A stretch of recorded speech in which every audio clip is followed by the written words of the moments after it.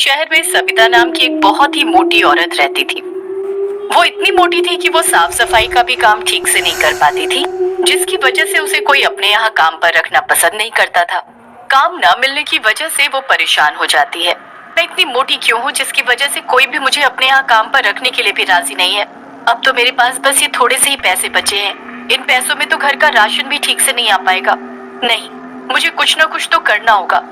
ऐसे में कब तक हाथ पर हाथ धरकर बैठी रहूंगी। मैं मोटी ना होती, कम से कम मुझे आज ये दिन तो ना देखना पड़ता।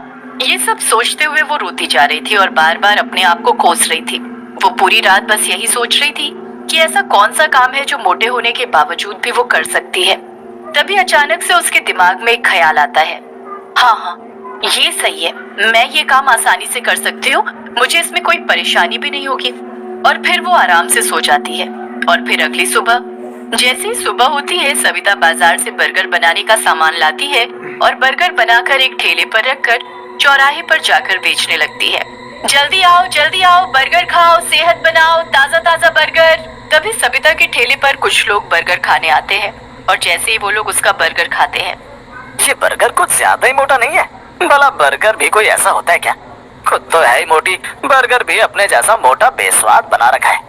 मोटी कहेगी, बर्गर खिलाकर सारा मुंह खराब कर दिया।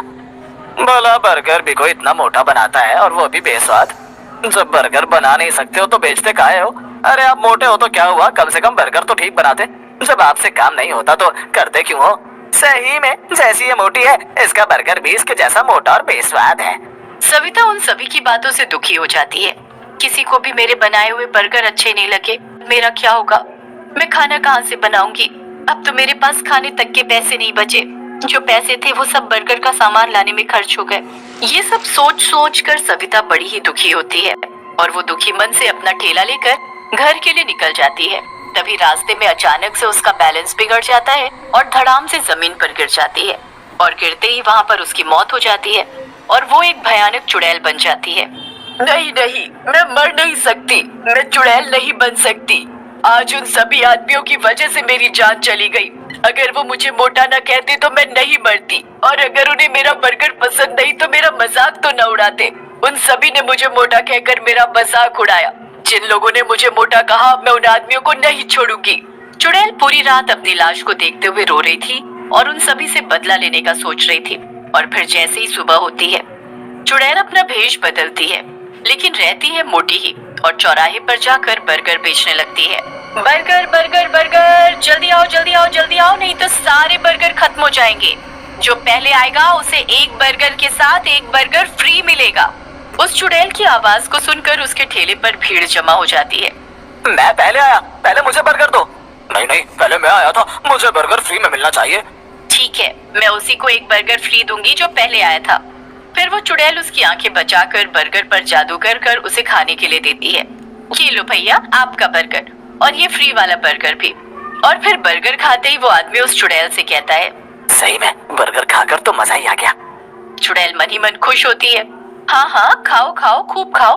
मुझे मोटा कहा था ना, अब देखना तुम लोगों का क्या होता है। अगर आपको मेरे बर्गर इतने पसंद आए तो मैं हर रोज आपको ऐसे ही बढ़िया बर्गर बनाकर खिलाया करूंगी।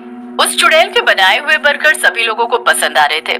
चुड़ैल अपने बनाए हुए बर्गर पर जादू करके उन्हें खिला रही थी। जो कोई भी उसका बर्गर खाता तो बस खाता ही रह जाता। ये औरत इतनी मोटी होने के बावजूद भी इतनी जल्दी और इतना बढ़िया बर्गर कैसे बना लेती है? चुड़ैल सभी लोगों को बर्गर पर जादू करके खिला रही थी, जिससे उसके बनाए हुए बर्गर सभी को खूब स्वादिष्ट लग रहे थे और सभी लोग उसके बर्गर स्वाद लेकर खा रहे थे और किसी को उस पर शक भी नहीं हो रहा था, जिससे उस चुड़ैल के सभी बर्गर खत्म हो जाते हैं और वो मन ही मन बड़ी खुश भी हो रही थी। वाह, चलो अच्छा है, सभी को मेरे बनाए हुए बर्गर पसंद आ रहे हैं और किसी को मुझ पर शक भी नहीं हुआ। लेकिन जब ये लोग अपने घर पहुंचेंगे तब उन्हें पता चलेगा कि उनके साथ क्या हो गया। और बोलो मुझे मोटी। ये कहकर वो चुड़ैल बड़ी जोर से हंसने लगती है और फिर जैसे ही रात होती है वो फिर से चुड़ैल बन जाती है। और उधर जब सभी लोग सो रहे थे, जिन्होंने उस चुड़ैल के बर्गर खाए थे, वो सभी उसी की तरह मोटे हो जाते हैं और इधर चुड़ैल मन ही मन खुश हो रही थी। अब आएगा मजा, मुझे मोटा कहा था ना, जब खुद मोटे होंगे तब पता चलेगा कि कैसा लगता है जब कोई उन्हें मोटा कहता है। और फिर जैसे ही सुबह होती है, उन सभी की पत्नियां जब उन्हें उठाने के लिए आती हैं, तो अपने पतियों को मोटा देखकर उनकी चीख निकल जाती है। और चीख की आवाज सुनकर वो सभी जाग जाते हैं और वो सभी अपनी पत्नियों से कहते हैं, अरे क्या हुआ, इतनी जोर जोर से सुबह सुबह क्यों चिल्ला रही हो? अच्छा मैं चिल्ला रही हूँ? जब तुम भी अपने आप को देखोगे तो आप भी ऐसे ही चिल्लाओगे। फिर उस औरत का पति जैसे ही अपने आप को देखता है तो उसकी भी चीख निकल जाती है। मैं रात को तो अच्छे से सोया था, फिर अचानक से रात ही रात में मोटा कैसे हो गया? उधर बाकी के लोग भी जब अपने आप को देखते हैं तो वो भी अपने आप को मोटा पाकर घबरा जाते हैं। किसी को भी कुछ समझ नहीं आ रहा था आखिर उनके साथ ये सब कैसे हुआ, वो मोटे कैसे हो गए। और फिर अगली सुबह वो चुड़ैल फिर से औरत का रूप ले लेती है और भयानक हंसी हंसने लगती है। अब चला जाए बर्गर बेचने। बर्गर बेचूंगी तभी तो सभी लोग मेरा बर्गर खाएंगे और मोटे हो जाएंगे मेरी तरह। फिर वो और ज्यादा जोर से हंसने लगती है और बर्गर बेचने के लिए निकल जाती है और चौराहे पर जाकर अपना ठेला खड़ा करके बर्गर बेचने लगती है। जल्दी आओ, बर्गर खाओ, सेहत बनाओ, जो पहले आएगा उसे एक बर्गर के साथ एक फ्री मिलेगा। उस चुड़ैल के ठेले पर देखते ही देखते कुछ ही देर में भीड़ जमा हो जाती है और सभी लोग उस चुड़ैल से बर्गर खाने के लिए मांगते हैं। मैं पहले आया हूँ, मुझे बर्गर फ्री मिलेगा। नहीं नहीं, मैं पहले आया हूँ, पहले मुझे बर्गर फ्री मिलेगा। चुड़ैल उन सभी आदमियों की बातें सुनकर मन ही मन खुश हो रही थी। अब इन्हें क्या पता कि मेरे बर्गर खाते ही रात में इनके साथ क्या होगा। खूब खाओ मेरा बर्गर, तभी तो मोटे और मोटे होते जाओगे। तभी सभी आदमी चुड़ैल से बर्गर खाने के लिए मांग रहे थे और चुड़ैल सभी को बर्गर पर जादू करके उन्हें खिला रही थी और सभी लोग उसका बनाया हुआ बर्गर स्वाद ले लेकर खा रहे थे। और फिर जैसे ही रात होती है वो सभी आदमी मोटे हो जाते हैं जिन्होंने उस चुड़ैल के बर्गर खाए थे। उधर चुड़ैल उन्हें मोटा होता देख बड़ी खुश हो रही थी।